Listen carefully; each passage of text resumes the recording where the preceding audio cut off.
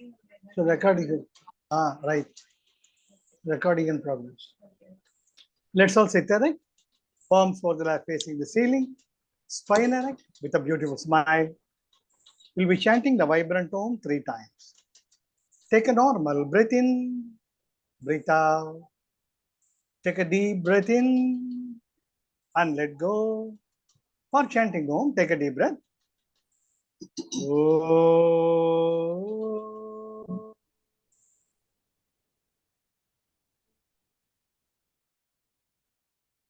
Another deeper breath. Oh.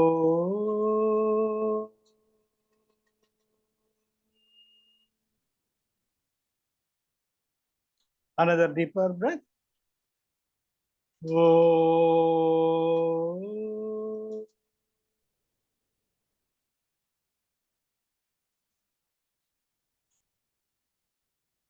Slowly and gradually open your eyes. எல்லோருக்கும் வணக்கம். நாம இப்ப திருக்குறள் இந்த அற்புதமான செஷன் ஆரம்பிக்கலாம். ஸோ இது வரைக்கும் நாம திருக்குறள்ல முதல் தொகுப்பு பாயிர இயல். இந்த பாயிரம், இந்த நூல் எதற்காக ஆக்கப்பட்டது என்பதை திருவள்ளுவர் நமக்கு 4 அதிகாரங்களில் விளக்குகிறார். முதல்ல கடவுள் வாழ்த்து, எப்படி இறைமைதான் இந்த பிரபஞ்சத்தையே நடத்துகிறது, அது ஒரு சக்தியின் வடிவம். அது அடுத்தது, அது எப்படி தன்னை வெளிப்படுத்திக் கொள்கிறது, வான் சிறப்பு. வான் சிறப்பு தெரியுது, இறைமை தெரியுது, அதாவது அது எப்படி உணர்தல், எப்படி தன்மயமாக்கிக் கொள்ளுதல், எப்படி அந்த இறைவனின் ஒரு பகுதி நீ என்பதை உணர்தல். அதுதான் அடுத்தது நீத்தார் பெருமை. அந்த நீத்தார் பெருமைக்கு அடுத்தது அந்த நீத்தார் பெருமையை அப்படி இருமை நிலை நீக்கி ஒருமுகப்பட்டு இறைமையுடன் கலக்கக்கூடிய அப்பேற்பட்ட வீடு பேரை அடைவதற்கு நாம் எந்த வழியில் நடக்க வேண்டும், அரண் வலியுறுத்தல். ஆக 4 அதிகாரங்களில் நம் வாழ்க்கையின் லட்சியத்தை, மனித பிறவியின் உன்னதமான மகோன்னதமான தன்மையை வள்ளுவர் விளக்குகிறார். அதை விளக்கிட்டு அதுக்கு அடுத்தது இப்பேற்பட்ட நீத்தார் நிலைக்கு ஒருத்தர் போக முயற்சி பண்றச்ச அது கூட இருந்து பார்த்து வேண்டிய நம்ம கடமையா இல்லையா? ஒருத்தர் சபரிமலைக்கு போறார், இல்லாட்டி நீங்க பார்த்துருக்கலாம், திருப்பதிக்கு இந்த மஞ்சள் துணி கட்டிட்டு உண்டி எடுத்துட்டு வருவாங்க. வீடு வீடுக்கு போயிட்டு அந்த உஞ்ச விருத்தி மாதிரி பிச்சை எடுத்து வேண்டிப்பாங்க. எல்லாம் பெருமாளே 4 இடத்துக்கு போய் பிச்சை எடுத்தாவது உங்க கோயிலுக்கு வர்றேன், இதெல்லாம் ஒரு வேண்டுதல். அப்படி அவங்க வர்றச்ச நம்முடைய சனாதன தர்மம் அவங்க ஒரு இடத்துல போய் கை நீட்டுறது அவ்வளவு சுலபமான காரியம் கிடையாது. அந்த உண்டி குழுக்கிறச்ச நம்ம அதை இறைவனே நம்மிடம் வேண்டது மாதிரி தெரியுது. அது போல அம்மன் கோவில்ல கூழ் வாக்குறதுக்கு, அது போல பல இடங்களில் மக்கள் உண்டியில சேர்ப்பாங்க. அது எதுக்காகன்னு அவங்க தனியா செய்யலாம். இப்ப எப்பேற்பட்ட செல்வந்தர்களும் 4 பேர்கிட்ட கேட்டு ஒரு நல்ல விஷயத்தை பண்றச்ச அதனுடைய சிறப்பே அது.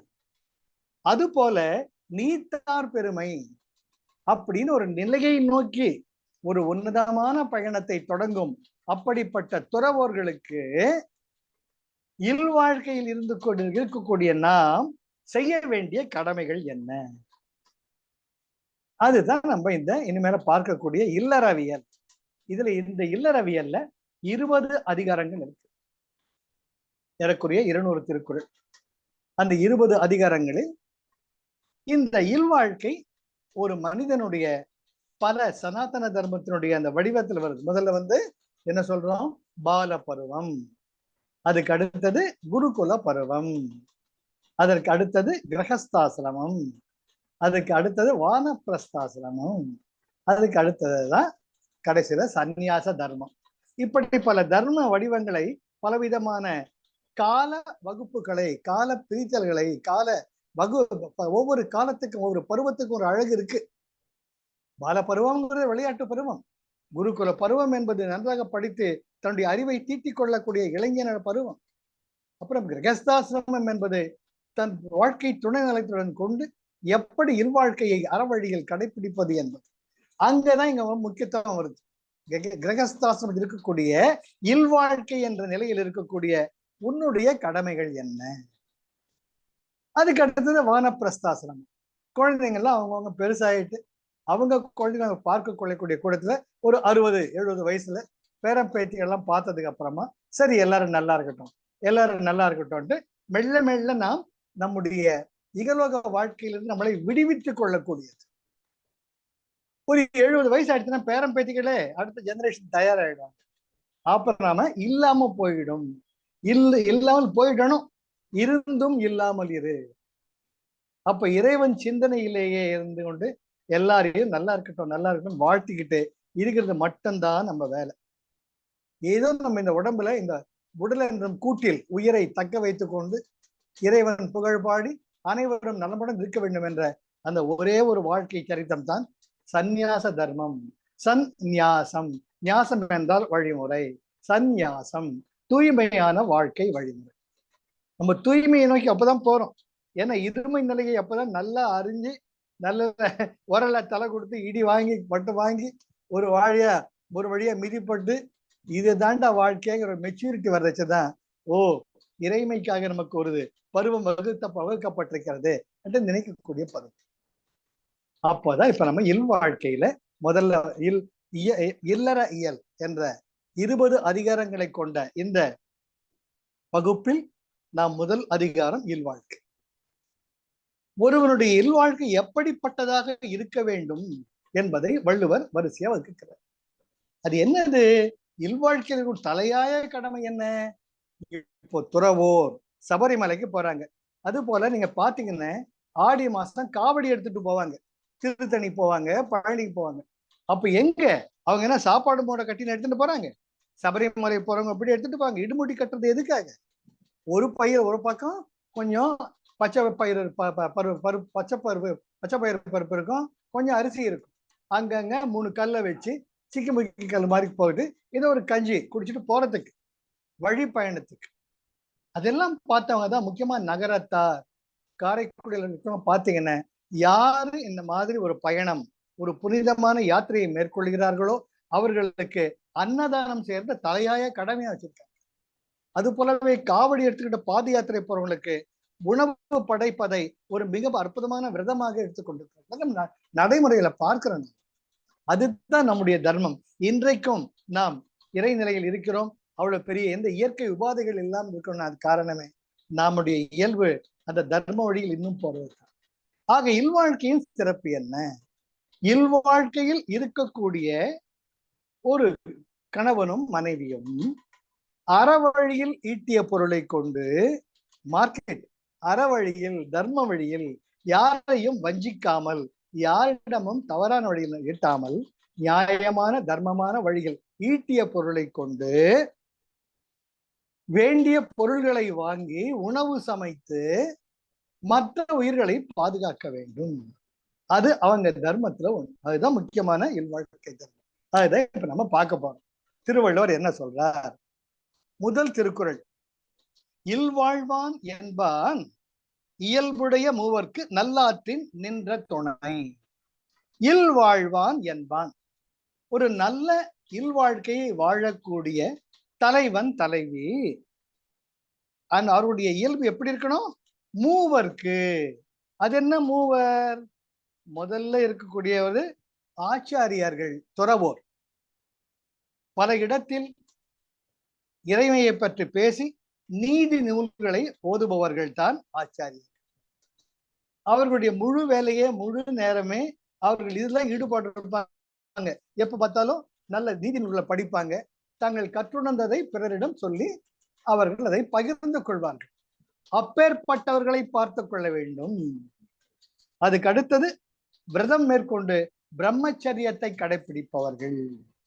தீவிர பிரம்மச்சரியம் இருந்துட்டு எப்ப பார்த்தாலும் இறைநிலை சேவை இதையே முழு நேரமாக கொண்டு உழைக்கக்கூடிய வர்க்கத்தினர் அவர்கள் தான் விரதம் மேற்கொண்டு பிரம்மச்சரியத்தை கிடைப்பவர்கள். அடுத்தது கடைசியில தனிமையில் காட்டிற்கு சென்று தனிமையில் இருந்து தவம் மேற்கொள்பவர்கள். எப்பேற்பட்டவர்களா இருந்தாலும் பசிக்கும் இல்லையா? இயற்கை உபாதைகள் இருக்கத்தான் செய்யும். பசி இருக்கும், தூக்கம் இருக்கும், அதை சார்ந்த மற்ற காரியங்கள் நடைபெற்றுத்தான் ஆகும். உடம்பு இருக்கிற வரைக்குமே இதெல்லாம் தவிர்க்க முடியாது. ஆனால் இந்த 3 வர்க்கத்தினரும் ஒரு லட்சியத்துடன் வாழ்பவர்கள். அவர்களுக்கு தேவையானதை பார்த்து கொள்வது இல்வாழ்க்கையில் அறவழியில் ஈட்டிய பொருளை கொண்டு வாழ்க்கையை நடத்தக்கூடிய இவர்களுடைய கடமை அப்படின்ட்டு திருவள்ளுவர் சொல்றார். அந்த கடமையை செஞ்சென்ன, நீ நீத்தார் பெருமை நிலையை பார்த்து முயற்சி பண்ணவே வேண்டாம். நீ நீத்தார் பெருமை நிலையிலேயே போய் நின்றுடுவ. இதுக்கு ஒரு பெஸ்ட் உதாரணம் என்னன்னு, ஔவையார் பிராட்டி. அவர் அந்த அம்மா எப்ப பார்த்தாலும் மகா கணபதி, அவள் பக்தை, ரொம்ப அந்யோன்ய பக்தை, அத்தியந்த பக்தை. எப்ப பார்த்தாலும் பொள்ளியார் பண்ணிட்டு இருப்பான். பொள்ளியாருக்கும் ஔவையார் மேல ரொம்ப சந்தோஷம்.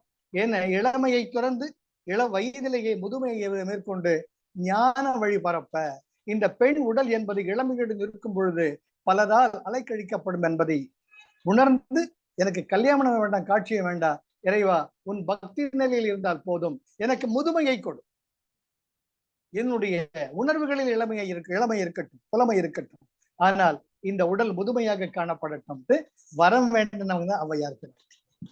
அப்பேற்பட்ட ஔவையாருக்கு மேல கணபதி பெருமானுக்கு ரொம்பவுமே ஈடுபாடு. அது முக்கியமானதே நீங்க பாத்தீங்கன்னா விநாயகர் அகவல் பார்க்கணும். விநாயகர் அகவல் ஞான நூல், நீதி நூல். அது எல்லாவற்றையுமே யோக நிலைகளை உள்ளடக்கியது. அதை பத்தி நான் பேசியிருக்கேன். ஆக அப்பேற்பட்ட விநாயகர் பூஜை பண்ணிட்டு இருக்குச்ச அப்பர் பிரான் போறார், வானவெளியா கைலாயத்துக்கு போறார். சிவபெருமான் அழைத்து விட்டார், கைலாயத்தை சேரடாப்பா அப்பர். எப்பவுமே எப்ப பார்த்தாலும் இந்த ஒரு சட்டுவம் கையை வச்சுக்கிண்டு நீ எல்லா கோயில்களும் சுத்தப்படுத்திட்டு இருக்கியே, எப்பேற்பட்ட பெரியவன் நீ திருநாவுக்கரசாக இருந்தும் அப்பர் என்று எல்லாராலும் ஏற்றுக்கொள்ளப்பட்ட நீ எனக்கு மிகவும் நெருங்கிய பக்தன், சீக்கிரம் சேரு.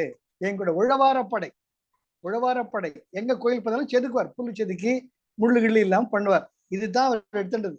உழவாரப்படை சொன்னாலே இப்ப கூட எங்க கோயிலுக்கு போனாலும் ஒரு உழவாரப்படை தோல்ல வச்சிருந்தா அவர் தான் அப்பர். சுந்தரமா கல்யாண திருக்கோலத்துல இருந்தா ஒரு சுந்தரர். சின்ன குழந்தைய தாளம் 2 தாளத்தை வச்சுட்டு இருக்கிறவர் ஞான சம்பந்தி. தலையில ருத்ராட்ச கோட்டையோடு இருக்கிற மாணிக்கவாசன். இது நல்லா நீங்க அவங்களுடைய லட்சணங்கள் இதுதான். அப்பரே சொல்லணும்னு அவர் கைலாயத்தை நோக்கி போறார். அப்ப அவ்வை பிராட்டி பாக்குறாங்க, ஐயா கணபதி, இத்தனை காலம் உனக்கு பூஜை பண்ணிட்டு இருந்தனே, அப்பர் பெருமானுக்கு கைலாய பதவி கிடைத்து விட்டது, எனக்கு எப்போ கொடுக்க போற? ஏற்கனவே வயது நொந்து முடிந்து விட்டது, முதுமையை நான் ஏற்கொண்டு விட்டேன், இந்த உடலை எடுத்துக்கொண்டு கைலாயம் செல்வது என்பது முடியாத காரியம் ஐயனே என்ற கணபதி சிரிக்கிறார். அவசரப்பட்டு பூஜை பண்ணாத, எப்பவுமே பண்ற மாதிரி முறையான பூஜையை பண்ணு மட்டும் இன்ஸ்ட்ரக்ஷன் தர. அதனால அந்த அம்மா அருகம்புல்ல வச்சு சுவாமிக்கு மோதகம் படைச்சு அபிஷேகம் பண்ணி பட்டு வஸ்திரம் எல்லாம் கட்டி இதெல்லாம் அப்பர் காணாம போயிடுறாரு. இந்த அம்மா உள்ள கொஞ்சம் இருந்தாலும் கணபதி சொல்றப்போ அது அர்த்தம் இருக்கும்ட்டு சின்சியரா பூஜையெல்லாம் பண்ணி நைவேத்தியம் காட்டி ஆரத்தி எல்லாம் எடுக்கிறாங்க. அவ பிள்ளையார் இருக்கிறார், கைலாயத்தை தான் போனோம், எங்க கண்ணை முடிக்கோ அப்படின்ட்டு தும்பிக்கையில எடுத்து நேரா கைலாயத்துல விட்டுறார். இது சரித்திர சான்று. இது அக்கார்டிங் டு மித்தாலஜி. அதோடைய பொருள் என்னன்னா, எப்பொழுது உங்களை இறைமையில் நீங்கள் ஈடுபடுத்திக் கொள்கிறீர்களோ அப்பொழுது உங்கள் தேவைகள் தானாக பூர்த்தி செய்யப்படும். அதுதான் நீத்தார் பெருமை. ஆக இல்லற வழியில் அறவழியில் நீட்டிய பொருளை உன் வாழ்க்கை துணையுடன் சேர்ந்து இப்பேற்பட்ட 3 வர்க்கத்தினரும் நல்லா பார்த்துக்கிட்டேன்னா ஆட்டோமேட்டிக்கா உனக்கு கைலாய பதவி கிடைக்கும் அப்படின்னு திருவள்ளுவர் சொன்னார். நீத்தார் பெருமைக்கு நீங்க முயற்சி பண்ணவே வேண்டாம். உங்க கடமைகளை சரிவர ஆற்றினாலேயே நீத்தார் பெருமை என்ற நிலைக்கு நீங்கள் உயர்த்தப்படுவீர்கள். நீத்தார் பெருமையை நோக்கி முயற்சி பண்ணிட்டு போறது ஒரு வகை. நீத்தார் பெருமையை நாடி செல்பவர்களுக்கு சேவை பண்ணுவது இன்னொரு வீதி. அங்கதான் இல்வாழ்க்கைங்கிறது. இல்வாழ்வான் என்பான் இயல்புடைய மூவர்க்கு நல் ஆற்றின் நின்ற துணை. நல் ஆற்றின் மேற்கூறிய 3 வர்க்கத்தினரும் யார் எது? முதல் வர்க்கம் என்ன? ஆச்சாரியார்கள், நீதி நூல்களை அனைவருக்கும் போதிப்பவர்கள். அடுத்தது பிரம்மச்சரியத்தை மேற்கொண்டு விரதத்தை கடைபிடிப்பவர்கள். 3வது தனிமையில் இருந்து காட்டில் தவ நிலையை மேற்கொள்பவர்கள். இவர்களுடைய தேவைகளை உணர்ந்து அவர்கள் உடலையும் அவர்களை வேண்டிய தேவைகளையும் பூர்த்தி செய்வது தான் ஒரு இல்லறத்தானின் தலையாய கடமை. அப்படி வாழ்வேயானால் நல் ஆற்றின் நின்ற துணை, அந்த அறவழியில் நீ உன்னுடைய வாழ்க்கையை மேற்கொண்டிருக்கிறாய் என்பது பறைசாற்றப்படுகிறது அப்படின்னு வள்ளுவர் சொல்ற. இப்போ அடுத்தது என்னது? துறந்தார்க்கும் துவாதவர்க்கும் இறந்தார்க்கும் இல்வாழ்வான் என்பான் துணை. அடுத்தது துறந்தார்க்கும், அனைத்தையும் துறந்து இறைமை ஒன்றையே லட்சியமாக கொண்டு துறவு நிலை மேற்கொண்டவர்களுக்கும் தூவாதவர்களுக்கும், அடுத்த வேலைக்கு என்னடா செய்யறது தூவாதவர் வறுமை நிலையில் பசியால் வாடக்கூடியவர்களுக்கும் இறந்தார்க்கும், நம்முடைய முன்னோர்கள் தென்புலத்தார் அவர்களுக்கான உரிய நேரத்தில் அவர்களை நினைத்து இறை வழியில், அதுதான் மாலை அமாவாசை அப்படிதான் அமாவாசை வச்சிருக்கிறது. அன்னைக்கு எல்லாருக்கும் சேர்த்து 3 நாள் படைக்கிறது. சாமி எங்களை எல்லாரும் காப்பாத்து. ஒண்ணுமே இல்லையா, அன்னைக்கு விளக்குல வீட்டுல விளக்கேற்றி வச்சுட்டு தினமே பண்ணுங்க. சுவாமிக்கு படைக்கிறச்ச அது இறைவா அது அனைவருக்கும் போய் சேரட்டும் பண்ணுங்க. அதுதான் இறந்தார்க்கும் இல்வாழ்வான் என்பான் துணை. இந்த 3 பேரையும் பார்த்துக்கிறது இல்வாழ்க்கையில் இருக்கக்கூடியவனுடைய ஒரு கடமை. அப்படி கடமையாற்றினால் நீ நீத்தார் நிலையை சென்றடைவாய். பார்க்கலாம். துறந்தார்க்கும், துறவு நிலையை மேற்கொண்டவர்களுக்கும் துவாதவர்களுக்கும், துப்பு என்றால் உணவு, அடுத்த வேளை உணவிற்கு வழியில்லாமல் இயங்கக்கூடிய வறுமையில் வாடுபவர்களுக்கும் இறந்தார்க்கும், இவ்வுலகை நீத்து முன்னோர்களாக வானுலகில் இருக்கக்கூடிய நம் முன்னோர்களை நினைத்து அவர்களுக்காக நாம் உணவை படைத்து அதை மற்ற உயிர்களுக்கு கொடுத்தது இல்வாழ்வான். அப்பேற்பட்டவர்களுடைய நினைத்து அவர்கள் நல்வாழ்க்கைக்கு அறவழியில் ஈட்டிய, திரும்ப திரும்ப திரும்ப வள்ளுவர் அதான் சொல்றார், அறவழியில் ஈட்டிய அப்படின்னு சொல்றார். நீதான் துணை. இதுல ஒரு கதை என்னன்னு, ஒரு முறை நாரதர் பெருமான் அப்படி காட்டு வழியா போறார். போனா டிங்கு குதிக்கிறான். கட்டுமஸ்தான உடம்பு, பயில்வானமா இருக்கான், கையில கத்தி வில்லு அம்பு. ரிஷி நில்லு, கையில கால கட்டு உன் பாரு, காதுல கடுக்குன்னு போட்டிருக்க, எல்லாத்தையும் கழட்டி கொடு, மத்ததெல்லாம் எடுத்துட்டு போனி தொலைஞ்சு ஓடி போயிட்டுங்கிறான். அவர் பாக்குறது இப்ப என்னப்பா அவசரம், நானே என் பேர் நாரதன், எப்ப பார்த்தாலும் நாராயணா நாராயணன் சொல்லிட்டு இருக்கேன், என்கிட்ட மிஞ்சி போன இந்த கடுக்கணும் இந்த தாளமும் இந்த தம்புராவும் தான், உனக்கு என்ன வேணும் சொல்ல, அதெல்லாம் பேசாத நீ, நான் குடும்பஸ்தன், எனக்கு மனைவி மக்கள் இருக்காங்க, அப்பா அம்மா இருக்காங்க, அவங்கள பார்த்துக்கணும், நான் திருடன், இருக்கிறதெல்லாம் கழட்டி கொடுத்துட்டு போ. திருடுறியா, அது எவ்வளவு பெரிய பாவம். பாவமா இல்ல, கட்டி என் பொண்டாட்டி பொண்ணு எப்படி காப்பாத்துறது, இதுதான் என் பொழப்ப, நீ நியாயம் தர்மத்தை பத்தி எல்லாம் பேசாத, கடுக்கன கழட்டுங்கிற. இது நாளைக்கு பாவம் பண்ணின நரக லோகத்தை போனேன்னு உன்னை எண்ணெய் செட்டில முங்குன்னு முப்பாங்க, உன்னை ஈட்டில குத்துன்னு குத்துவாங்க. தேவையா? அப்படியா, அது எப்படி சொல்றீங்க? நான் நாரதன், 7 லோகங்களையும் சஞ்சரிக்க கூடியவன், உன் தலையெழுத்து எனக்கு தெரியுது. ஐயோ அப்படியா, சரி ஒண்ணு செய். இதெல்லாம் யாருக்காக செய்யற? என் பொண்டாட்டிக்காக செய்யறேன், என் பசங்களுக்காக செய்யறேன், எங்க அப்பா அம்மாவுக்கு செய்யறேன். சரி, அவங்க நல்லது தானே பண்றேன். அப்போ இந்த பாவ காரியங்களை பண்றியே, அதுல அவங்களுக்கு பங்கு இருக்கா இல்லையா? கண்டிப்பா இருக்குது. முதல்ல போய் கேட்டுட்டு வா, உன் பொண்டாட்டிகிட்ட போய் கேளு, சகியே, உயிருக்கு உயிரான துணைவியே, நான் பாவ காரியம் பண்றேனே, என்னுடைய பாவத்துல 50% நீ எடுத்துக்கோ, உனக்காக தானே நான் செய்யறேன். உங்க அப்பா அம்மா கிட்ட போய் கேளு, அப்பா வயசான காலத்துல உன்னை நான் தானப்பா பாத்துக்கிறேன், நான் பாவம் பண்ணி இப்படிலாம் வெளியில் சம்பாதிக்கிறேன், நீ பாவத்தை கொஞ்சம் ஷேர் எடுத்துக்கோப்பா, கேட்டுப்பார், பசங்களை கேட்டுப்பார், அப்புறம் என்கிட்ட சொல்லுங்கிற. எனக்காக உயிரியே கொடுப்பேன் பொண்டாட்டி, எனக்காக வாழ்க்கையை தியாகம் பண்ண எங்க அப்பா அம்மா, நான் இல்லாம தூங்க மாட்டான் என் பையன், அவங்க நினைச்சு உடனே பாதி பாவம் என்ன முழுசா அவங்க எடுத்துப்பாங்க. இட்ஸ் அ சேலஞ்ச் அப்படின்னு வேகமா வீட்டுக்கு வரணும். அப்பதான் அவங்க மனைவி சமைச்சுக்கிட்டு இருக்காங்க. என்ன இவ்வளவு சீக்கிரம் வந்துட்டீங்க, இன்னைக்கு எவ்வளவு சம்பாரிச்சிங்க, எவ்வளவு திருட்டிட்டு வந்தீங்க. கொஞ்சம் இரு, இந்த மாதிரி ஒரு வேலையில்லாத ஒரு ஆள் கிடைச்சான், இந்த மாதிரி கேட்டு இருக்கான், நான் உனக்காக தான் பார்த்துட்டு இருக்கேன் பாரு, அடிக்க போட்டிருக்கேன், கையில பொன் வளை எல்லாம் போட்டிருக்கேன், இதெல்லாம் நான் கொடுத்ததானே? ஆமாங்க, நீங்க தானே அன்பா பூட்டி விட்டீங்க. சரி, நான் செஞ்ச பாவம் எல்லாம் நீ பாதி எடுத்துக்கிறியா, எனக்கு பாதி பாவம் குறையுமே. ஆடா இது நல்லா இருக்கு, பொண்டாட்டின்னு கட்டிட்டீங்கன்னா நீ சாப்பாடு போட வேலையா? எனக்கு வேண்டிய துணிமணி கொடுக்கறது உன் கடமையா? நீ எப்படி சம்பாதி எனக்கு பிரச்சனையே கிடையாது. நீ பாவம் பண்ணா அந்த பாவம் உனக்கு. என்ன ஏன் கூப்பிடுற? நீ ஆச்சு உன் பாவமாச்சு, என் மூஞ்சில முழுக்காத போகிறான். இவன் அப்படியே சூக்குன்னு என்னடி உனக்காக தானடி பண்ணிட்டு இருக்கேன் தினம் தினம், இப்படி தூக்கி போட்டுட்டியே, உனக்கு வேண்டியதை சமைச்சு கொட்டுறனா இல்லையா? மூக்கு பிடிக்க சாப்பிடுற இல்லை, உனக்கு எல்லாம் இன்பம் தர்றேன் இல்லை, இது மேலே ஏன் பாவத்தை மட்டும் என் தலையில கட்டுற? உன் பாவம் உனக்கு தான், கெட் அவுட் பண்ணிருக்கான். எனக்கு மாதிரி ஆயிடுது.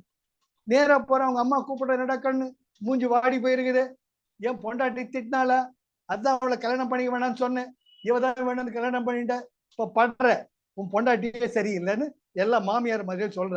அம்மா அதெல்லாம் ஒரு பக்கம் இருக்கட்டும், இந்த மாதிரி நடந்தது நான் உங்களுக்காக தான் பார்த்துட்டு இருக்கேன். வயசான காலத்துல ஓடி ஆடி உங்களால முடியாதது உட்கார வச்சு சோறு போட்டு இருக்கேன். கண்ணு அதுல என்னடா சந்தேகம்? உன்ன மாதிரி ஒரு மகனை பெற்றதுக்கு நாங்க ரொம்ப புண்ணியம் பண்ணவங்க, அதுல ஒரு பக்கம் இருக்கட்டும். இந்த மாதிரி அந்த ஆள் கேட்ட பாவத்தை உங்க அப்பா அம்மா 50% எடுத்துப்பாங்களா? நீங்க எடுத்துப்பீங்களா? இவ்வளவு அன்பு வச்சிருக்கீங்களே, ஸ்டாப். வயசான காலத்துல பார்த்துக்க வேண்டியது கடமை. நீ எப்படி சம்பாதிக்கிறது எனக்கு முக்கியம் கிடையாது. இந்த பாவம் இங்க வர ஏற்கனவே நான் சேர்த்த பாவமே எனக்கு ஜாஸ்தியா இருக்கு. இந்த மாதிரி எல்லாம் கேட்காத போயா. பையன் விளையாடிட்டு வர்றான், நல்ல இளைஞன், அவன் அப்பதான் பிராக்டிஸ் பண்ணிட்டு இருக்கான் வீடு தொழில. மகனே இந்த மாதிரிடா, அப்பா என்னப்பா நீ, நான் உன்ன மாதிரி திருட நாங்க போறேன், நீ போய் உன் பாவத்தை என்கிட்ட கொடுக்க சொல்றியே, அப்ப நான் செய்ய போற பாவத்துல யாருக்கிட்ட கொடுக்கறது? போய் வேற வேலையை பாருப்பாங்க. ஒரு மாதிரி வர்றான். நாரதர் பெருமான் பாக்குறார், என்னப்பா பாவத்தெல்லாம் கூட்டுட்டியா, ஹாப்பியா இருக்கியா நீ அப்படின்னா, சுவாமி என்ன சொல்றீங்க ஒண்ணும் புரியலையே, இந்த மாதிரி எல்லாரும் கையை கழுவி விட்டாங்களே. ஏய் அதாண்டா உலகம், நல்ல புத்தியை ஏத்திக்கோ. உன் கூட பொண்டாட்டியும் பாவத்துக்கு தோண நிக்க மாட்டா, அப்பா அம்மா நிக்க மாட்டானுங்க, பிள்ளைங்களும் நிக்க மாட்டாங்க. இப்ப இந்த கடுக்கன் வேணுமா, இந்த மாதிரி திருட போறியா, தடாலும் கால்ற விழறான். நான் யார் யாரெல்லாம் என்னுடைய நெருக்கம் நினைச்சனோ அவங்க எல்லாருமே கைவிட்டாங்க. ஐயா எனக்கு வழிகாட்டுங்க, பக்தி ஒண்ணுதான் உனக்கு வழிகாட்டும். எங்க சொல்லு, ராம ராம ராம சொல்லு, வரலிய வாயில அந்த அம்பு எல்லாம் வச்சிருக்கான். இது பேர் என்ன? இது மரா, அம்புரா, அம்பரா அம்பரா, அந்த அம்புகள் எல்லாம் வச்சிருக்கிறது அம்பரா துணியும் பாங்க. மரா அது பேர் அம்பரா, அம்பரம் பரா. இது என்ன? மரா, மரா மரா சொல்லு, மரா மரா மரா ராம ராம ராம வந்துட்டு பார், சொல்லிக்கிட்டே இரு, தானா உனக்கு விமோசனம் கிடைக்கும். இனிமேல திரும்பி கூட பார்க்காது, நேரா காட்டுக்குள்ள போயிடு, போய் ராம ராம ராமன் சொல்லு, நீ பெரிய நிலைக்கு வருவ, நீத்தார் பெருமை நிலை அடைவேன் சொல்லிட்டு போயிடுற. அப்பேற்பட்டவர் தான் வால்மீகி என்ற வால்மீகி ராமாயணத்தினுடைய அத்தாரிட்டி. இன்றைக்கு ராமாயணத்துக்கு அத்தாரிட்டி அடிப்படையா இருக்கிறது வால்மீகி ராமாயணம் தான். வால்மீகி என்றால் இது ஒயிட் ஹேண்ட், அந்த செதில், அதுல கட்டின கூட்டுக்குள்ளார அவர் அவ்வளவு தவம் பண்ணி அவர் மேல அப்படியே செதில்லாம் கூடு கூட்டிட்டு இருந்த வால்மீகின்னு பேரே வந்து மாறி. அதனால ஒரு திருடனா இருந்தா கூட அவன் செஞ்ச பாவம் பாவம் தான். திருவள்ளுவர் என்ன சொல்றார்? முதல்ல அறவழியில நீட்டு, நீ நீ ஈட்டக்கூடிய வழிமுறைகள் அறவழியில் இருக்கணும். இப்ப எத்தனை திருடனுங்க இருக்கானுங்க, அவங்களுக்கு தான் காத்துட்டு இருக்கு. அரசன் நன்று கொள்ளும், தெய்வம் நின்று கொள்ளும். அவன் பையன் ஐசியூல இருப்பான், பொண்டாட்டி ஐசியூல இருப்பா, அனாதையா இருப்பாங்க, வீடுக்கு பத்தி எரியும், எல்லாம் கொள்ள போகும், கடைசியில நிப்பான், ஐயா சாமி காப்பாத்து. அவனுக்கு ரொம்ப கடினமான இதெல்லாம் அவங்கள பார்த்து இப்ப நம்ம பச்சாதாபப்படும். அதான் வள்ளுவர் சொல்றார், உன்னுடைய கடமைகளை சரிவர செய். துறந்தார்க்கும், துறவு வாழ்க்கையை மேற்கொண்டு சன்னியாசிகளுக்கும், தூவாதவர்களுக்கும், அடுத்த வேலைக்கு என்ன பண்றதுன்னு வறுமையில் வாடுபவர்களுக்கும், இறந்தார்க்கும், உன்னுடைய முன்னோர்களுக்கும் இல்வாழ்வான் என்பான் துணை. அவர்களுக்கு வேண்டியதை பார்த்து கொள்ள வேண்டியது உன்னுடைய கடமை. இதெல்லாம் பார்த்துக்கிட்டு ரொம்ப முக்கியங்க, ரொம்ப ரொம்ப முக்கியம். திருவள்ளுவர் அழகா அந்த அதிகாரத்தை வகுக்கிறாங்க. அடுத்தது தென்புலத்தார், தெய்வம், விருந்து, ஒக்கல், தான் என்று ஆங்கு ஐம்புலத்து 6 ஓம்பல் தலை. பார்த்துட்டவங்க முதல்ல என்ன சொன்னார்? 3ன்னாரு. அடுத்து என்ன சொன்னாரு? மொத்தப்படி 3ன்னாரு. இப்ப வந்து 5 சொல்றார். என்ன 5? தென்புலத்தார். தென்புலத்துனா முன்னோர்கள், பித்ருக்கள். தெற்கு திசை எப்பவுமே யம திசைம்பாங்க. முன்னோர்கள்லாம் தெற்கு திசையில இருக்கிறது ஒரு ஐதீகம். ஆக தென்புலத்தார் நம்முடைய முன்னோர்கள். தெய்வம், இறைமைக்கு நம்முடைய கடமைகள் என்ன? விருந்து, நம்மை நோக்கி வரக்கூடிய நம் வீட்டிற்கு வரக்கூடிய விருந்தினர்கள். ஒக்கல், ஒக்கல் என்றால் சுற்றத்தார்கள். தான், தானும் தன் மனைவியும் குழந்தைகள். இந்த 5 வர்க்கத்தினர். கூடவே வாங்க. முதல்ல யாரு? தென்புலத்தார், நம்முடைய முன்னோர்கள். அவர்களுக்கு வேண்டிய கடமைகளை நம்ம செய்யணும். விளக்கேற்றி வச்சு அவங்களை பண்ற நைவேத்தியம், திதி எல்லாம் கொடுக்கணும். அடுத்தது தெய்வம், நம்மை வாழ வைக்கக்கூடிய அந்த இயற்கை சக்திக்கு, அன்னை பராசக்திக்கு நாம் பக்தி கொண்டு நைவேத்தியம் பண்ணி பார்த்துக்கணும். விருந்து, திடீர்னு நம்மளை பார்த்து ஒருத்தர் வர்றார், எதிர்பார்க்க வர்றார், வந்துட்டாயா வேலை கட்ட வேலையில, ஒரு நேரம் தெரிய வேணாம், ஒரு போன் பண்ணிட்டு வர வேணாம், திடீர்னு வந்து நிக்கிறானு இவெல்லாம் மனுஷனா அப்படின்னு நினைக்காம ஏதோ வந்துட்டாங்க, வாங்க உட்காருங்க, பாக்குறோமா இல்லையா? நம்ம ஜோராவது நீயா நானா பார்த்துட்டு இருப்போம். சண்டே அவன் கோபிநாத் இப்படி பண்ணணும், இவங்க ஆர்கியூ பண்ணி அவங்க ஆர்கியூ பண்ணி அப்படியே விறுவிறுன்னு போய்கிட்டு இருக்கோம். டங்குன்னு காலிங் பெல் அடிக்கும். எட்ட உடனே கதை டபார்னு திறப்போம். எதுல பிரமிச்சு போயிடுவார். என்னையா, என்ன என்ன என்ன வேணும் உங்களுக்கு சார்? என்ன ஞாபகம் இல்லை, உங்ககிட்ட தான் சார் ஆப்ட் அப்படிங்க பண்ணேன், உங்க கூட பேசுறேன்னு வந்தேன் நானு.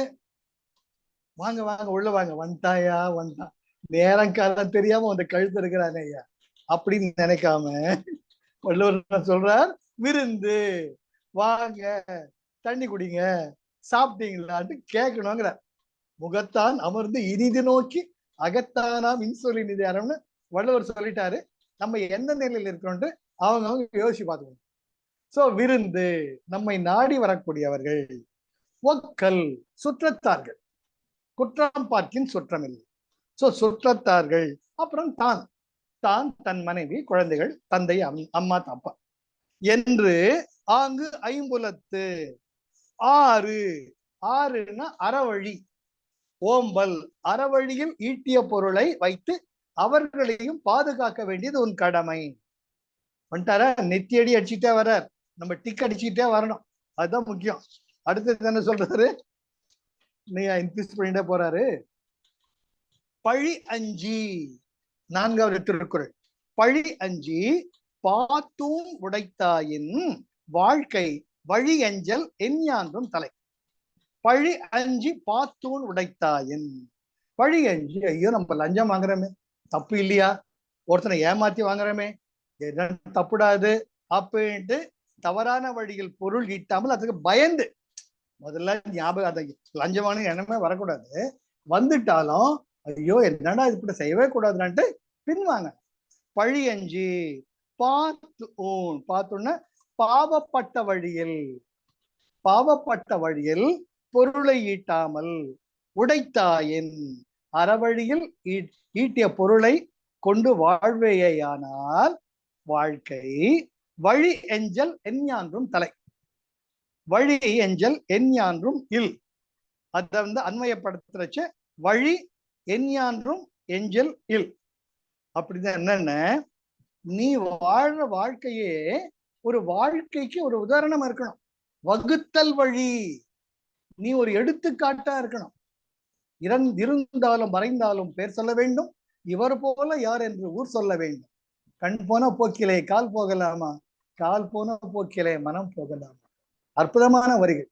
அதுபோல வகுத்த வழி, வழி அஞ்சல் எஞ்ஞான்றும் இல்.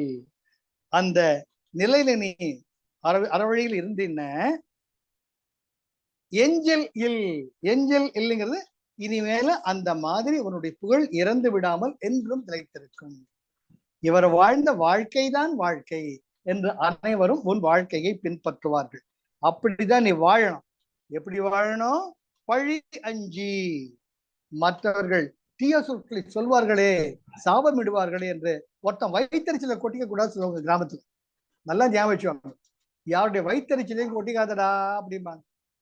அப்படி பழி அஞ்சி பாத்தூன் உடைத்தாயின், பாவப்பட்ட வழியில் பணத்தை சம்பாதிக்காமல் நல்வாழ்க்கையை அறவாழ்க்கை மேற்கொண்டால் அது என்னன்ற வழி, நீ வகுத்த வழி எஞ்சல் என்றைக்குமே முடியாம இதுதான் உதாரணமாக எஞ்ஞான்றும் இல் எஞ்ஞான்றும் இல் அவன் நீ வகுத்த வழி என்றைக்கும் என்றைக்கும் என்றைக்கும் முடிவே இல்லாமல் இறந்து விடாத சாகாத்தன்மை பெற்று உனக்கு நீதான் ஒரு எடுத்துக்காட்டாக இருப்பாய். அதுவும் வள்ளுவர் ரொம்ப அழகா சொல்லிடுறார். என்னடா நம்ம 3 பேருக்கு பண்ணுங்கிறோம், துறந்தார்க்கும் தொவ்வாதவர்க்கும் முன்னோர்களுக்கும் பண்ணிடான்னு சொல்லிட்டோம், அது மட்டும் 5 பேரை பார்த்து கூடான்ட்டோம். அவன் பயந்துடுவான பையன். சரி கொஞ்சம் என்கரேஜ் பண்ணணும். என்ன பண்ணணும்? டே மவனே, இந்த மாதிரிலாம் இருந்தீன்னு நீ தாண்டா வாழ்ந்த வாழ்க்கைக்கு அர்த்தம், இவனை போல இருக்கணும்ட்டு எல்லோருமே உன்னை கையெடுத்து கும்பிடுவாங்கடா அப்படின்ட்டு ஒரு கொஞ்சம் டிப்ஸ் தர்றார். ஒரு எப்படி கொஞ்சம் ஸ்வீட் கொடுக்குறார். முதல்ல இதை பண்ணு அதை பண்ணுன்னு சொல்லிட்டு ஒரேடியா தள்ளிடாம இதெல்லாம் பண்ணிட்டேன், நீ வாழ்ந்த வாழ்க்கை தாண்டா மற்றவங்களுக்கு முன் உதாரணம் அப்படிங்கிறது. இப்ப மறுபடியும் பார்க்கலாம். பழி அஞ்சி பார்க்கும் பெரியோர்கள் சாபம் கூடாது என்ற பாவத்துடன் பயத்துடன் பார்த்து பிளஸ் ஊன் தவறான வழியை பின்பற்றாமல் ஈட்டிய பொருளை கொண்டு ஊன் உணவு சமைத்து முன் சொன்ன 5 வர்க்கத்தினருடனும் பகுத்து உண்டு உண்ணும் ஒருவனுக்கு வழி எஞ்ஞான்றும் எஞ்சல் அவன் வகுத்த வழி அவன் வாழக்கூடிய வழி எப்போதும் இறந்து விடாமல் சிரஞ்சீத்துவம் பெற்று என்றென்றைக்கும் இதுபோல்தான் வாழ வேண்டும் என்று ஒரு முன் உதாரணமாக இருக்கும். அழகா வழி அற்புதமா வள்ளுவர் சொல்றார். சரி சாமி, நீங்க சொல்ற மாதிரி எல்லாம் செய்யறேன், நானு வேற என்ன சொல்ல வரீங்க? ஆமாண்டாப்பா, இந்த மாதிரி இருந்தீன்னு நிம்மதியா இருப்படா. நீத்தார் பெருமைக்கு தானா நீ உயர்ந்துட்ட போவ. லிப்ட்ல ஏறி 6வது மாடின்னு 6வது நம்பர் பொத்தம் நமக்கிட்ட தானா போயிடுது. அது போல இந்த கடமையெல்லாம் செஞ்சேன்ன ஆட்டோமேட்டிக்கா உனக்கு நீத்தார் பெருமை நிலை வீடு பேரு உனக்கு வாய்ப்பு. அடுத்தது என்ன? அன்பும் அறனும் உடைத்தாயின் இல்வாழ்க்கை பண்பும் பயனும் அது. நீ உன்னுடைய வாழ்க்கை எப்படி இருக்கணும்? சும்மா சம்பாரிச்சு சாப்பிடுறது மட்டும் இல்ல, அன்பு பகுத்துண்டு பல்லுயிர் ஓம்புதல் நூலோர் தொகுத்தவற்றுள் எல்லாம். நீ சமைக்கிறையே அறவழியில் ஈட்ட பொருளை அன்புடன் மற்றவளுக்கு கொடுக்கணும். வந்துட்டான்டா கொட்டிக்கிறதுக்கு இல்லாம வாங்க வாங்க இருக்கத ஷேர் பண்ணி சாப்பிடலாம் அப்படின்னுட்டு அறனும் நீ ஈட்டிய பொருள் அறவழியில் இருக்கணும் உடைத்தாயின். இப்படி கணவனும் மனைவியும் சேர்ந்து அன்புடன் அறவழியில் ஈட்டிய பொருளை கொண்டு உணவு சமைத்து வாழ்க்கையை நடத்துவீர்களேயானால் பண்பும் பயனும் அது. நீ வாழும் வாழ்க்கையினுடைய அற்புதமான பயன், பண்பு, இயல்பு, இலக்கணமே பயனும் அது. அந்த வாழ்க்கை மிக அற்புதமான பயனை மற்றவர்களுக்கு நற்பயன்களை தருவதாக. அது கேட்கறதுக்கு எவ்வளவு அழகா இருப்பாருங்க. அன்பும் அறனும் உடைத்தாயின் இல்வாழ்க்கை பண்பும் பயனும் அது. அதுதானுங்க இதுக்கு மிஞ்சிந்து வேற என்ன சொல்லு.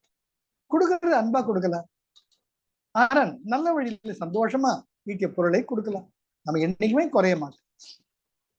ஆக அன்பும் அறனும் உடைத்தாயின் ஒருவனது வாழ்க்கை அன்பு நிறைந்ததாகவும் அறவழியில் ஈட்டிய பொருளை கொண்டு நடப்பதாகவும் இருப்பதாயின் இல்வாழ்க்கை பண்பும் பயனும் அது. நல்வாழ்க்கையின் இயல்பே அதுதான். அப்பேற்பட்ட இல்லறத்தான் செய்யும் அறம் சார்ந்த செயல்களே நல்ல வாழ்க்கை வழிமுறை ஆகும். இந்த அழகு அப்படியே வர்றாரு பாருங்க. முதல்ல கடமையை சொல்லிட்டாரு, அப்புறம் கடமை சொல்லி எங்கடா அவன் பயந்துடுவானோன்ட்டு கடமை செஞ்சு டே நீ தாண்டா வாழ்க்கை இலக்கணமா ஆயிட்டு இருக்க, எப்படி ஒருத்தன் வாழணுங்கிறதுக்கு இதுதான் எடுத்துக்காட்டா இருப்பேன்னு என்கரேஜ் பண்ற. அது மட்டும் இல்லாம நீயே யோசிச்சு பாருடா, அன்பா ஒருத்தனை கொடுத்தன எவ்வளவு சந்தோஷமா இருக்குடா உனக்குன்றப்ப என்கரேஜ் பண்றார். அதுக்கு அடுத்தது அறத்தாற்றின் இல்வாழ்க்கை ஆற்றின் புறத்தாற்றில் போய் பெறுவது எவன். இத அறத்தாற்றின் இல்வாழ்க்கை ஆற்றின் அன்பையப்படுத்தினா இல்வாழ்க்கை அறத்தாற்றின் ஆற்றின். நாம் வாழக்கூடிய இந்த இல்வாழ்க்கை அறத்தாற்றின் அறவழியில் தர்ம வழியில் ஆற்றின் வாழ்வாயேயானால் புறத்தாற்றில் போய் பெறுவது எவன். வேற எந்த வழிக்கும் போக வேண்டாமே, நீ துறவை மேற்கொள்ள வேண்டாமே, காட்டுக்கு போக வேண்டாமே, விரதம் மேற்கொள்ள வேண்டாமே, நீ உன்னுடைய இயல்பான இந்த இகலோக வாழ்க்கையில் இருந்து கொண்டு இல்வாழ்க்கை அறத்தாற்றில் அறத்தால் ஈட்டிய பொருள்களை கொண்டு மேற்சொன்ன உன் கடமைகளை நீ செய்தால் புறத்தாற்றின் போய் பெறுவது எவன்? நீ துறவரத்தை மேற்கொள்ள வேண்டிய அவசியமே கிடையாது. ஜாலியா ஃபேமிலியை பார், சினிமா பார், டிவி பார், ஜாலியா இரு, எதுலையும் கவலைப்படாத. ஆனால் அறவழியில் ஈட்டிய பொருளை அன்போட உன்னுடைய கடமைகளை செய். எவ்வளவு சுகமா இருக்க இல்லையா? இப்ப நம்ம வாழ்க்கை ஒரு அர்த்தமுள்ளதாங்க இருக்கு. ரெண்டாவது அட பரவாயில்லையே, ஈஸியா இருக்க. மூச்சை பார்க்க பிராணாயாமம் பண்ணி தலைகிழான்னு நெருப்பெல்லாம் மூட்டு விரதங்கள் இருக்காம, பிரம்மச்சரிய விரதம் இருக்காம, ஐம்புலன்களையும் கட்டுப்படுத்தி கஷ்டப்பட்டு இல்லாம, காட்டுக்கு போகாம, ஒண்ணுமே வேண்டாமே. வள்ளுவர் அப்படியே மாத்திராரு பாருங்க, 180 டிகிரிஸ். இதுதான் ஞான வழி, பக்தி வழி. இதுதான் அற்புதமானது. கர்ம வழி, கர்ம, பக்தி, ஞானம். நம் வாழக்கூடிய இல்வாழ்க்கை நல்ல நிஷ்காமிய கர்மம். இதுதான் பலனை எதிர்பார்க்காத கர்மம் பண்ணிட்டே போனோம்னா முக்தி நிலை தானாக வாய்க்குண்டு வள்ளுவர் இங்கே உறுதியா சொல்றார். எவ்வளவு அழகா இருக்கு பாருங்க. அறத்தாற்றின் இல்வாழ்க்கை ஆற்றின், இல்வாழ்க்கை அறத்தாற்றின் ஆற்றின். நம்முடைய வாழ்க்கை அற்புதமான அறவழியில் நீ வாழ்வேயானால் புறத்தாற்றில், புறத்தாறுனா மற்ற எல்லா வாழக்கூடிய வழிவகைகளும் போய் பெறுவது எவன்? அங்க போய் என்ன பண்ண போற? இதை செய்ய நீ அப்படின்ட்டு எளிமையான வழியை சொல்ற. அடுத்தது 7வது, இயல்பினான் இல்வாழ்க்கை வாழ்பவன் என்பான் முயல்வார் உள்ளெல்லாம் தலை. ரொம்ப அழகா குருஜி மாதிரியே சொல்றார். I am nothing, I want nothing, I do nothing. என் கடமையை தான் பண்றேன். அது போல திருவள்ளுவர் சொல்றார், நீ ஒண்ணும் வெட்டி முடிக்க இயல்பா நீ இயல்பா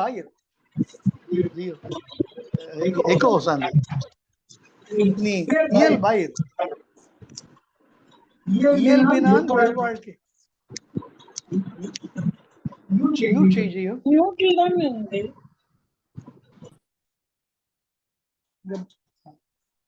இயல்பினான் இல்வாழ்க்கை வாழ்பவன். நீ எதையும் வெட்டி முடிக்க வேண்டாம். சாதாரணமா உன்னுடைய மனித இயல்பில் வாழ்க்கையை வாழ். காலையில் எந்திரி, உனக்கான கடமைகளை பண்ணு, ஆபீஸுக்கு போ, நல்ல வழியில வரட்டும் பணம். அதை வச்சுக்கிட்டு நல்ல என்ன பண்ண முடியுமோ பண்ணு. உன்னுடைய மனைவி என்ன செய்ய முடியுமோ செய். அதை ஷேர் பண்ணிட்டு ஹாப்பியா இரு. இது தாண்டா நீ இப்படி பண்ணாலேயே முக்தி நிலை தானே அவனுக்கு வந்து சேரும்ட்டு வள்ளுவர் பிராமிஸ் பண்ற. இயல்பினான் இல்வாழ்க்கை வாழ்பவன், உன்னுடைய நியாயமான இயற்கையினால் உன் இயல்பால் இல்வாழ்க்கை வாழ்பவன் என்பான் முயல்வாருள்ளெல்லாம் தலை. வீடு பேறு நிலையை எப்படி அடைவது என்பது பல பேர் பல வழிகளில் முயன்று கொண்டிருக்கிறார்கள். அப்பேற்பட்டவர்களுக்கு எல்லாம் இவன் தான் அதீதமான உயர்ந்த நிலையில் இருக்கிறான். திருவள்ளுவர் அப்படியே தூக்கி வைக்கிறார். ஔவையார் பிராட்டிய எப்படி கணபதி தூக்கி கைலாயத்துல வைக்கிறார். நீ ஒண்ணுமே பண்ணாதப்பா, இயல்பா இரு. குழந்தைங்களோட கொஞ்சிக்கோ, மனைவிய பார்த்துக்கோ, சுற்றத்தார பார்த்துக்கோ, விருந்த அனுசரிச்சு பண்ணிக்கோ, இயல்பா இரு. இருந்தினாலேயே தானா உனக்கு அந்த வீடு பெருநிலை தானாக வரும். இந்த குரலை படிச்சா நமக்கு சந்தோஷமா இருக்கா இல்லையா? அட வாழ்க்கை ரொம்ப சுலபதான் இருக்கு, நம்ம இப்படி இருந்தாலும் பரவாயில்லையே, இப்படி இருந்து போலாமே, மத்தவங்க பொருளும் ஆசைப்பட வேண்டாம், நமக்கு இருக்கிறதே ஜாஸ்தி, நிம்மதியா இருந்து போலாமே. அப்ப நிச்சயமாக நமக்கும் தெரியாம நம்ம மனசுல ஒரு நிம்மதி வரும், ஒரு அமைதி வரும், ஆழ்ந்த ஒரு தவநிலை வரும். இது உணர்றீங்களா நீங்க? நான் இந்த க்ஷணம் உணர்ந்துருக்கேன். கடவுளுக்கு எல்லாமே கொடுத்துருக்கேன். Count on the blessings. இதே மற்றவங்க ஷேர் பண்ணிக்கிறேன், அவ்வளவுதான். இயல்பான இயல் வாழ்க்கை இதுதான்.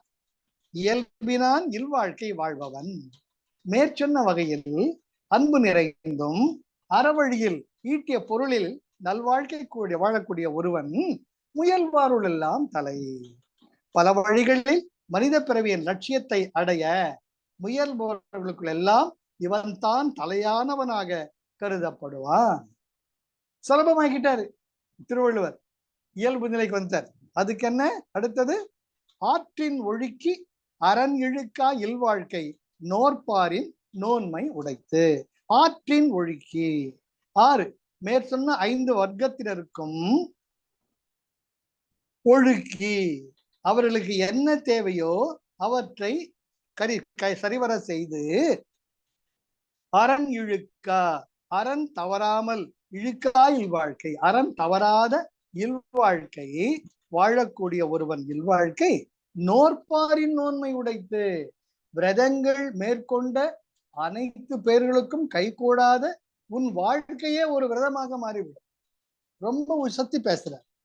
ஆற்றின் ஒழுக்கி, மேற்கூறிய 5 வர்க்கத்தினரும் தமது இயல்புடன் கூடிய வழிமுறைகளை அவர்கள் கடைபிடிக்க அவர்களுக்கு உதவி, அவரவர்களுக்கு உதவ கடைபிடிக்கணும். காலையில கோயிலுக்கு போயிட்டு ஆச்சாரியர்கள் நீதி நூல்கள் எடுத்துக்கிட்டு போதிக்க போறாங்க. சுவாமி சாப்பிட்டீங்களா? நீங்க பாத்தீங்கன்னா பல அடியார்கள் ஒருத்தருக்கு சாப்பாடு போடாம தான் சாப்பிட மாட்டாங்க. சிவபுராணத்துல நீங்க திருவிளையாடு படிச்சீங்கன்னா உங்களுக்கு சேக்கிழார் நாயனார் பல பேர் பல வாழ்க்கையை சொல்லுவார். ஒரு அந்தணருக்கு உணவிடாமல் அன்றைய உணவு சாப்பிட மாட்டாங்க. நிறைய பேர் விரதமாவே மேற்கொண்டிருப்பார். அதுதான் ஆற்றின் ஒழுக்கி. அவரவர்கள் மேற்கொண்ட வழிமுறைகளை அனுசரித்து அவர்களுக்கு வேண்டியவற்றை தவறாமல் செய்வது இழுக்காயில் வாழ்க்கை. தவறாமல் செய்யக்கூடிய ஒருவனுடைய வாழ்க்கை முறையானது நோற்பாரின் நோன்படைத்து, அப்பேற்பட்ட பல வழிமுறைகளை மேற்கொண்டு இருக்கக்கூடிய அவர்களின் வழிமுறைகளை எல்லாம் உயர்ந்ததாக கருதப்படும். அரண் இழுக்காயில் வாழ்க்கை அங்கதான் அடிக்கடி சொல்றது. நோற்பாரின் நோன்மை உடைத்து மேற்கூறிய இயல்பை மேற்கொண்டு வாழும் அவர்களின் வாழ்விட உயர்ந்தது என்று நீ தெரிந்து கொள்வாயாக. அடுத்தது அரண் எனப்பட்டதே இல்வாழ்க்கை அஃதும் பிறன் பழிப்பது இல்லாயின் நன். இது எல்லாருக்குமே தெரியும். இந்த திருக்குறள் ஸ்கூல் டேஸ்ல தெரியும். அரண் எனப்பட்டதே இல்வாழ்க்கை. 2 வகை அறங்கள் இருக்கு. ஒண்ணு இல்லறம், அடுத்தது துறவரம். ஆக இல்வாழ்க்கை அரண் எனப்பட்டதே இல்வாழ்க்கை. துறவரம் எப்படி ஒரு ஒழுக்க நெறியோ அப்படி அரண் எனப்பட்டதே இல்வாழ்க்கை. தர்ம வழியில் நடக்கக்கூடிய உன் வாழ்க்கை தான் உண்மையான இல்வாழ்க்கையாகும். ஏனென்றால் பிறன் பழிப்பது இல்லாயின் நன்று. நல்ல அற்புதமான திருக்குறளுங்க. Practical guidance. நீங்க உங்க பொண்டாட்டி பிள்ளைங்களோட வாழ்ந்துட்டீங்கன்னு வச்சுக்கோங்களேன், பிரச்சனையே இல்லை. அதே ஒரு ஆசிரமம் நடத்தியோ துறவரத்தை மேற்கொண்டோ இல்ல கட்டி தவநிலையில் இருந்தீங்கன்னா உங்களுக்கு பழிச்சொற்கள் பல வகையில வரும். இன்னைக்கும் பார்த்துட்டு இருக்கோம். அவர் பாருப்பா ஆசிரமம் கட்டினாரா, என்னப்பா இன்கம் டாக்ஸா ஒண்ணாப்பா, எல்லாம் பிளாக் மணியா அங்கதான்ப்பா வச்சிருக்காங்க. என் காது பட சங்கர மடத்தை பத்தி பேசுறவங்க கேட்டிருக்கேன். ஜெயலலிதா அம்மா பணம் எல்லாம் அங்கதான் சார் இருக்குது அப்படிம்பாங்க. அது ஒன்றும் தெரியாது நமக்கு. ஆனால் பிறன் பழிப்பது இல்லாயின் நன்று. மற்ற தர்மங்கள் பிறர் பழிச்சொற்களுக்கு ஆளாகக்கூடியதாக இருக்கும். அப்ப எவ்வளவு கேர்ஃபுல்லா இருக்கணும். ஒரு துறவை நிலையில் இருக்கிறவங்க இப்ப ஜக்கி வாசுதேவ் எடுத்துக்கலாம், ஸ்ரீ ஸ்ரீ ரவிசங்கர் எடுத்துக்கலாம், மோகன்ஜி எடுத்துக்கலாம். குருஜி பத்தி சொல்லியிருக்காங்களே, அவர் பணக்கார சாமியா இருப்பா. அவர் பணக்கார சாமி. எத்தனை பேர் சொல்லியிருக்காங்க பிறன் பழிப்பது இல்லாயின் நன்று. திருவள்ளுவர் அன்னைக்கே சொல்லிட்டார், நீ துறவு நிலை மேற்கொண்டால் இந்த உலகம் பழிக்கும், அதை பத்தி கவலைப்படாத. ஆக நீ ஃபேமிலியோட சொல்லுங்க, பிரச்சனையே கிடையாது. அவன் ஒன்றும் பொண்டாட்டி பிள்ளைங்க இருக்கான்பா, அவனை பத்தி ஏன்பா நீ வழிய பாருப்பாம்பாங்க. You see the difference? Very very important. Very இந்த திருக்குறள் ரொம்ப முக்கியமான திருக்குறள். இல்வாழ்க்கை வாழ்வது ரொம்ப சுலபம். ஆனால் துறவரமோ மற்ற எந்த அறங்களோ மேற்கொள்றது மற்றவங்க எப்ப வேணா கிரிட்டிசைஸ் பண்ணலாம். அது கிரிட்டிசிசத்துக்கு நம்ம தயாரா இருக்கும். அதுதான் வள்ளுவர் சொல்றார், அரண் எனப்பட்டதே இல்வாழ்க்கை. இதுதான் சுலபமான அற வழியில் வாழக்கூடிய இல்வாழ்க்கை. அக்தும் மற்ற வழிகளும், அக்தும்னா பிற வழிகள், பிற தர்ம வழிகள், பிறன் பழிப்பது இல்லாயின் நன்று. பிறர் பழிச்சொற்களுக்கு ஆளாக அது பெஸ்ட் உதாரணம் ரமண பகவான். அவர் உலகத்தை பத்தி கவலையே படல, ஆசிரமத்தை பத்தி கவலையே படல. ஆசிரமம் எல்லாம் உங்களை சுத்தி இருந்த அவருடைய தம்பி பண்ணது தான். அவர் ஆசிரமத்துக்கு அவர் ஒத்துக்கவே இல்லை. அவங்க அம்மா இறந்தப்ப அந்த அம்மாவுக்கு ஒரு சமாதி கட்டினாங்க. அதான் மாத்ருபூதேஸ்வரர் ஆலயம்.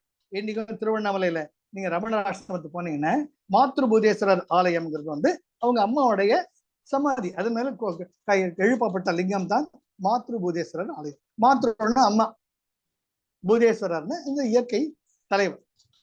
அப்படிதான் ரமணாசன் உருவாக்கி அங்க இருந்தாரு ஒழிய அவர் ஆசிரமத்தை கேட்டதே கிடையாது, பணத்தை பத்தி கேட்டதே கிடையாது. அவரை பத்தி பழிச்சொல் யாராலையுமே பேச முடியாது, பார்த்துக்கோடா அப்படின்னு. அரண் எனப்பட்டதே இல் வாழ்க்கை, அஃதும் பிறன் பழிப்பது இல்லாயின் நன்மை. அதை பார்த்துக்கோ. அடுத்தது, வையத்துள் வாழ்வாங்கு வாழ்பவன் வானுரையும் தெய்வத்துள் வைக்கப்படும்.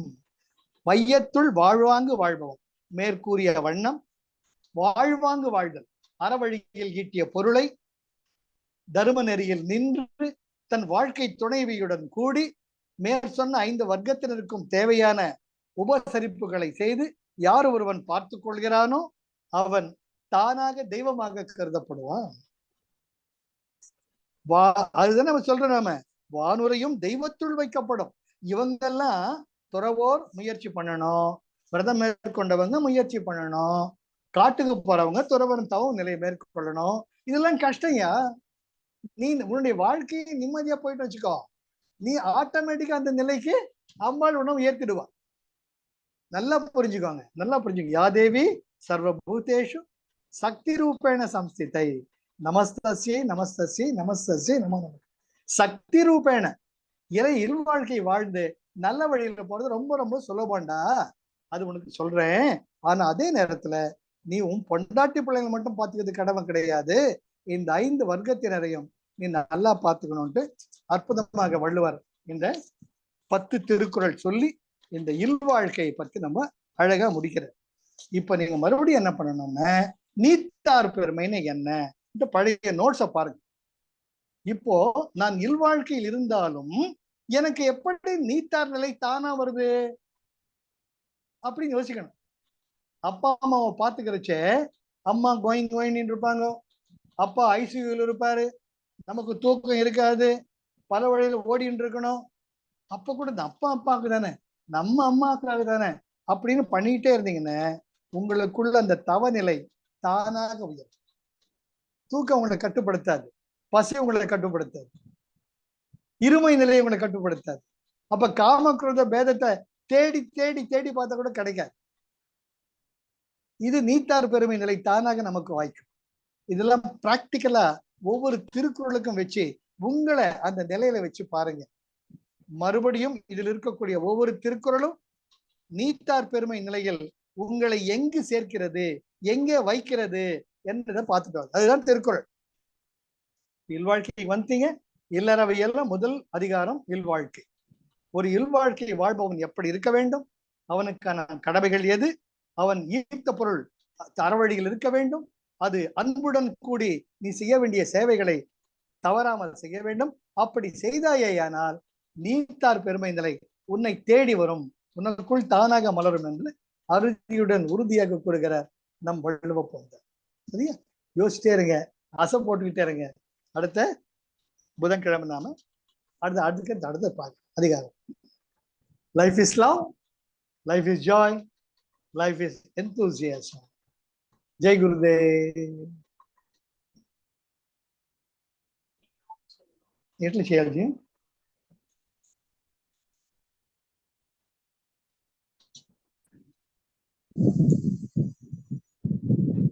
రికార్డింగ్